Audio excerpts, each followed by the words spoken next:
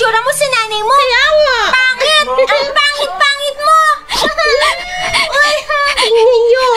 Hindi ko na lang Iiyak sila na si pangit, papansinin. oh. Uy, mas pangit pa siya sa unggoy, oh. Di ba itsura niya? Tao ka ba talaga? Makiusap. Hoy! Tama na. Marunong din pala magsalita. Pangit na to, oh. Hoy! Bastos to, ah. Saan pupunta? Kinakausap pa kita. Hoy, huwag kang bastos. Tama na yan. Tigilan nyo na si Karina, ha? Ha? Ikaw?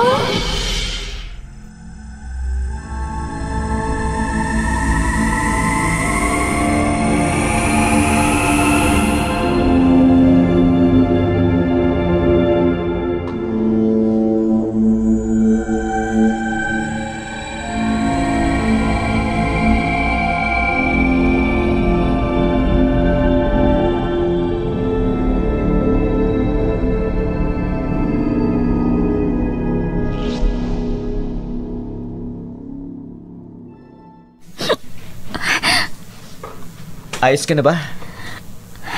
Salamat nga pala. Wala anuman. Ako nga pala si... Lizardo. Ah, teka. Kilala mo ko? Sinong hindi makakakilala sa'yo? Ikaw ang pinag-uusapan ng lahat sa campus. Alam mo, minsan pakiramdam ko para akong artista. Pinagkakagulan ng marami. Magandang lalaki ka kasi. Sana, hindi na lang ako naging magandang lalaki. Para tahimik lang ang buhay ko. Para hindi akong laman palagi ng mga balita. Sana, ipinanganak na lang akong pangit. Ha? Bakit ganyan ka kung makatingin? Alam kong napakapangit ko. Kaya kung maaari, huwag mo akong titingnan kasi... Ano ka ba, Karina? Teka, alam mong pangalan ko? Sinong hindi makakaalam ng pangalan mo? Sa bagay, usap-usapan din ako ng lahat dahil sa napakapangit kong itsura. Usap-usapan ka rin dahil sa taglay mong ganda. Anong? Karina, pangit ka man sa panlabas na itsura mo, pero napakaganda naman ng kalooban mo. Napakabuti ng puso mo. Lizardo. Magkaibigan na tayo? Okay lang ba sa'yo? Kailangan ko kasi ng kaibigan, katulad mo. Pero... Karina, sa lahat ng nakilala ko, ikaw ang alam kong totoong tao. Alam ko, magiging mabuti kang kaibigan. Lizardo.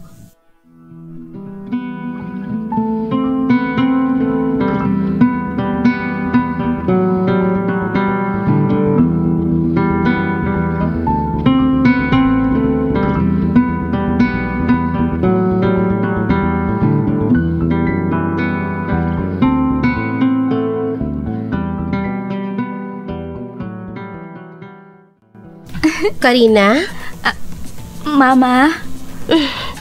Iba yata ang ngiti mo ngayon. Mama, maniniwala ba kayo kung sasabihin ko sa inyong may kaibigan na ako sa campus? Ha? Kaibigan? Sabi ko na nga ba, hindi magtatagal. Alam kong merong makikipagkaibigan sa'yo. Dahil mabait ka. Mabuti kang tao. Lizardo po ang pangalan niya. Ha? Si Lizardo? Opo. Teka, siya yung lalaking madalas mong ikwento sa akin. Yung lalaking ubod ng gwapo. Pinagkakaguluhan ng mga kababaihan sa paaralan nyo, tama ba ako? Opo. Pero paano mo siya naging kaibigan? Kanina, tinutokso na naman ako ng mga kaklase ko at ipinagtanggol ako ni Lizardo, Mama. Ha? Karina?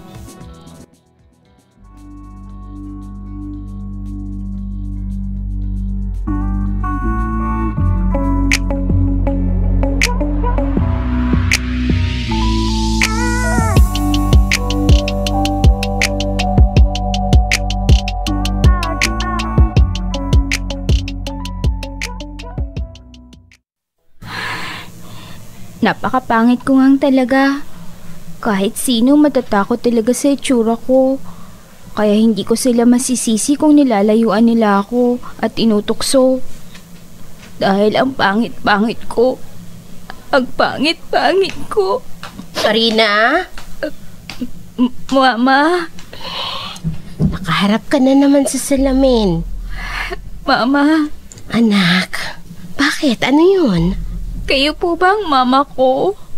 Ha? Karina?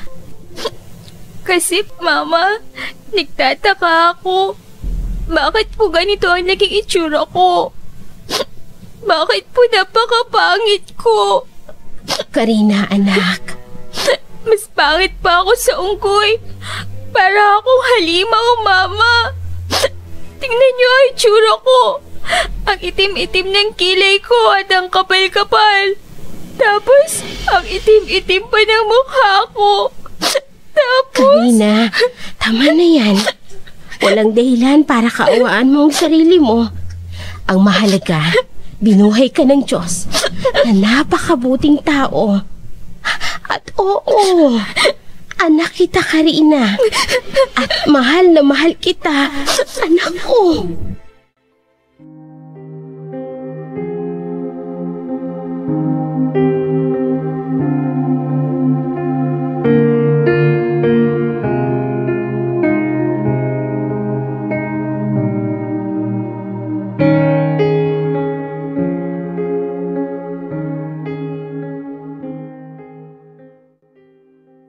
Karina! Ha? Lizardo? Ako nga, Karina. Kumusta ka? Mabuti naman. Bakit mo ako nilapitan? Pinagtitinginan tayo ng mga tao. Ikinakaya mo ba akong kaibigan mo? Hindi. Pero nakakahiya akong kasama, Lizardo. Karina, wag mong sabihin yan. Yun naman ang totoo eh. Nakakahiya akong kasama.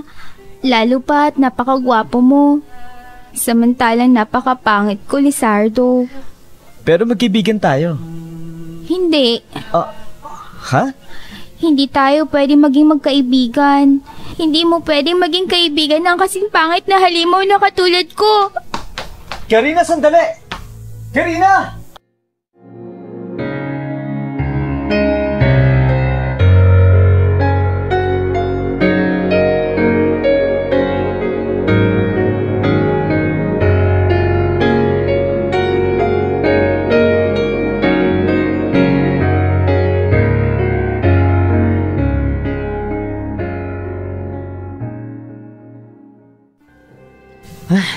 Bakit ba ako naghihintay sa kanya?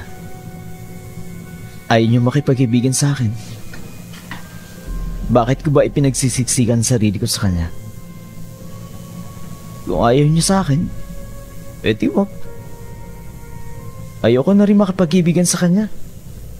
Bahala siya sa buhay niya. Maghanap siya ng kaibigan na magkakagusto sa kanya. Lizardo, kung alam mo lang, gusto ko itang maging kaibigan. At ang totoo, higit pa ron ang gusto kong mangyari. Mahal kita, Lizardo. Matagal na. Pero, itong itsura kong ito, imposibleng magustuhan mo, Lizardo. Masasaktan lang ako ng gusto kapag hinayaan kong maging malapit tayo sa isa't isa.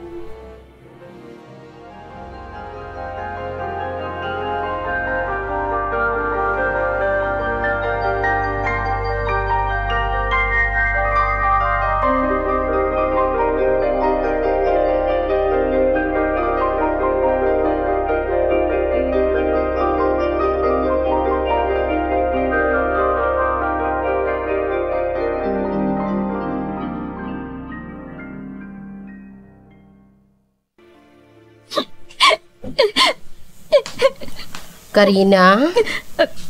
Mama? Kayo ho pala.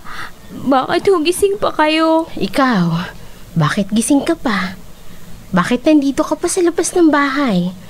Mahamog na. Hindi po ako makatulog, Mama. May problema ba, anak? Tinapos ko na po ang pagkakaibigan namin ni Lizardo. Ano? Pero bakit? Dahil masasaktan lang ako, Mama. Karina.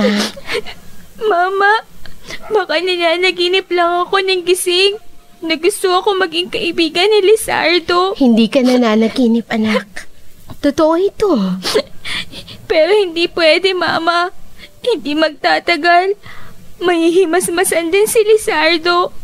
Maiisip niyang hindi kami bagay maging magkaibigan. Yun lang ba talaga ang dahilan? O may mas malalim pang rason kung bakit? Mama. Anak, ina mo ko. Pwede mo akong pagsabihan ng kahit na anong problema mo. Umiibig ako sa kanya, Mama. Umiibig ako kay Lizardo. Ha? Karina.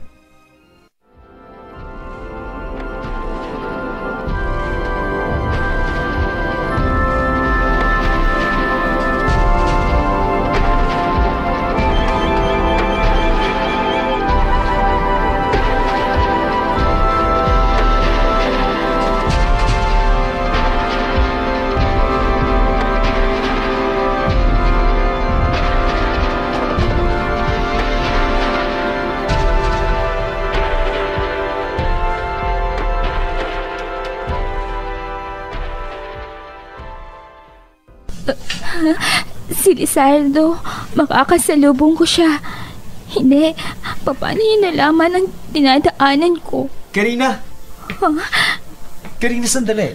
Huwag ka umiwas. Lizardo, Karina, talaga bang kailangan mo kong iwasan? hindi mo ba makita ang dahilan? Hindi mo ba maunawaan kung bakit? Oo, hindi ko nauunawaan ang dahilan mo, Karina. Lizardo, tingnan mo nga akong mabuti. Karina. Hayan, tingnan mo maigi ang mukha ko. Tingnan mo. Di ba ang pangit-pangit ko? Hindi lang pangit, napakapangit ko. Para akong halimaw. Tingnan mo maigi. Hindi ka ba natatakot sa itsura ko, ha, Lizardo? Hindi. Hindi, Karina. Ayan, hawakan ko ang pisngi mo. Hindi ako natatakot kahit ano pang itsura mo. Anong? Teka, bakit mo hinahawakan ang mukha ko? Karina. Huwag ka nang lalapit sa akin kahit kailan. Ayoko sa'yo. Ayoko makipagkaibigan sa'yo kahit kailan. Karina! Karina!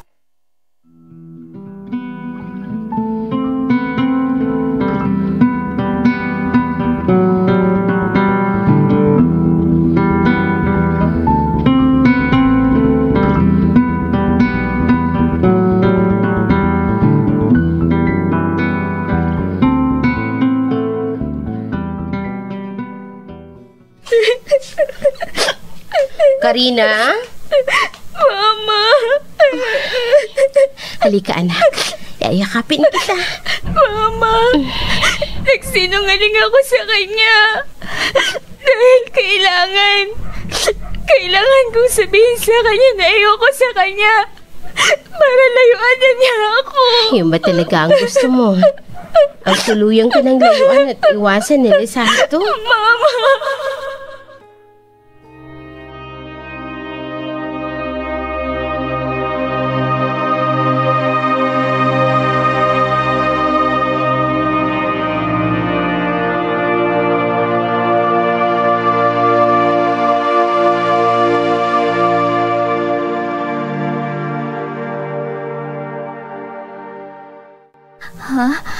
Makakasilubong ko si Lizardo.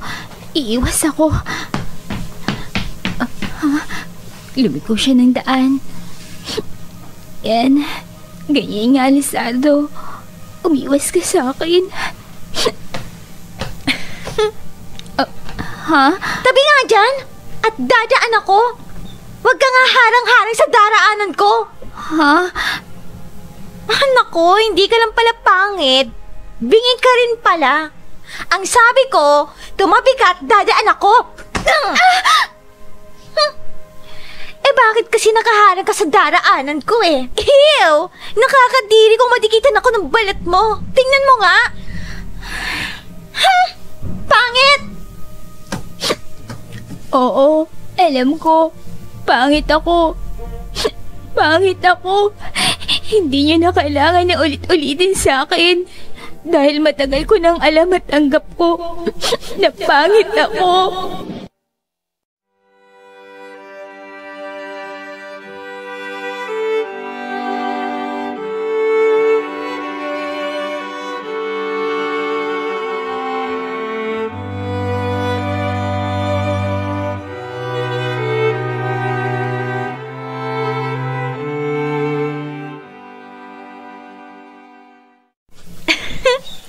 Lizardo, right? Oo, ikaw si... Judith, alam kong hindi mo pa ako kilala. Dahil bagong lipat lang ako rito. Ganun ba? Saan nga ba ang punta mo? Sa kantin. Tamang-tama. Sa kantin din ang punta ko. Sabay na tayo? Oo ba? Walang problema. Good. Let's go.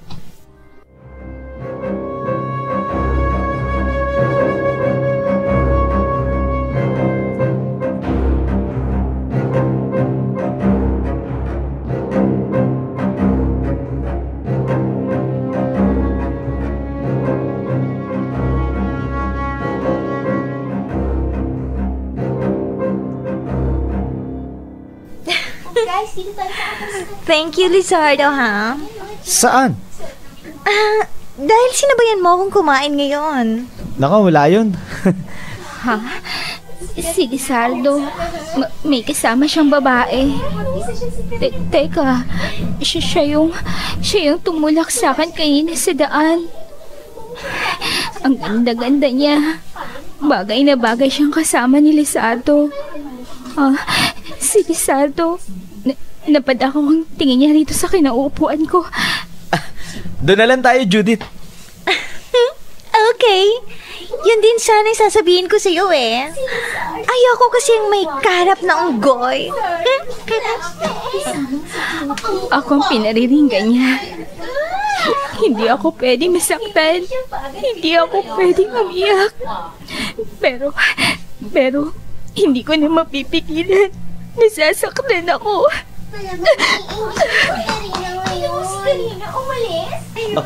Si Karina. Hey! Sinong tinitingnan mo? Wala. Tingnan ko lang kung umalis na yung unggoy. Umalis na nga siya.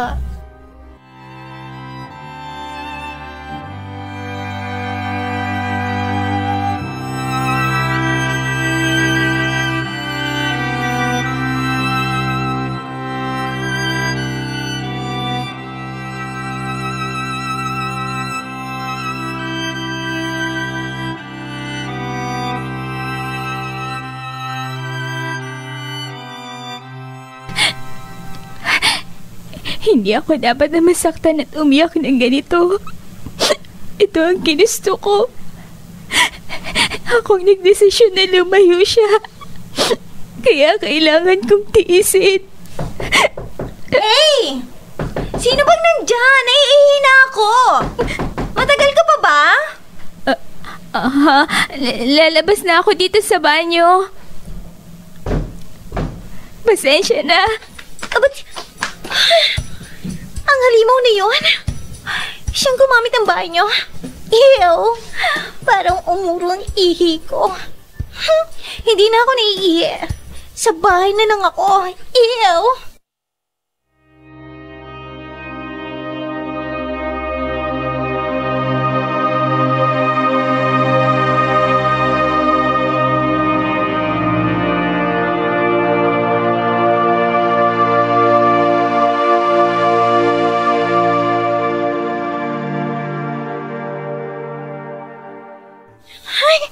Kainis! Oh, ano ba nangyari? Yung halimaw kasi nakasalubong ko sa banyo. Ay. Anyway, hayaan mo na. Lizardo. Ano yun? May gagawin ka ba bukas? Wala naman.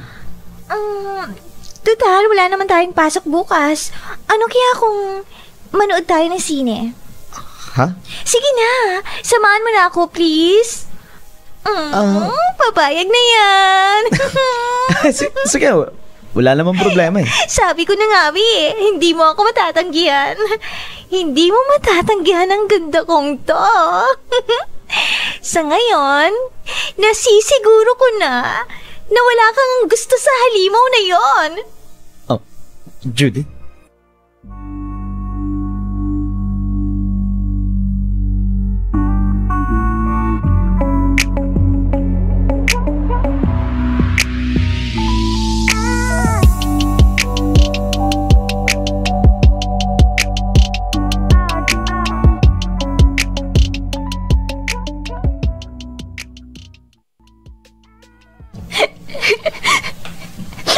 Yan ang bagay sa'yo. Kasi pinanganak kang pangit. Kaya magtiis ka. Kasi pangit ka. Wala ka nang magagawa kahit anong gawin mo. Wala na. Karina? Mama. Anak, ano pang nangyayari sa'yo? Mama, ayoko na nitong itsura kong ganito. Kinatatakutan at pinandidirihan ng lahat. Ayoko na ng ganito, Mama. Karina. Gusto ko namang maibantingin sa akin ng mga tao. Gusto ko namang bumango sa pang-amoy nila. Gumanda sa paningin nila. Eto, kunin mo ito. Ano ito? Buksan mo. Galing yan sa papa mo. Alam niyong darating ang araw na ito. Nagagamitin mo yan. Anong? Ha? Puting maskara? Anong gagawin ko sa maskarang ito, Mama? Isuot mo. Isusuot ko ito para matakpan ang pangit kong mukha? Hindi. Isuot mo kanina. Para malaman mo kung ano ang kayang gawin ng puting maskarang yan. Mama. Ngayon, tumingin ka sa salamin. Ha? Teka, bakit nawala ang maskara? Ha? Anong? Hindi. Ang mukha ko. Ang balat ko. Paanong? Mahiwagang maskarang yan, Karina. Ibinigay yan sa akin ng papa mo nung ipinanganak ka. At sa takdang panahon, alam kong isusuot mo ang maskarang yan. At sa tingin ko, dumating na ang panahon na yun. Mama, ang mukha ko. Ang ganda ko, Mama. Napakaganda ko.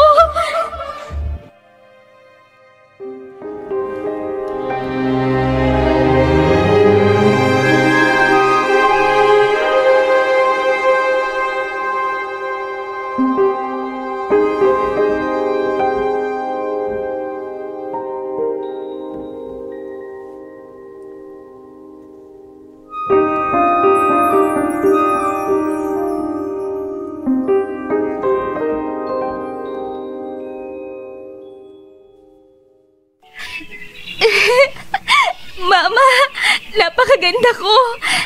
Saan galing ang maskarang ito, Mama? At paanong? Karina, anak.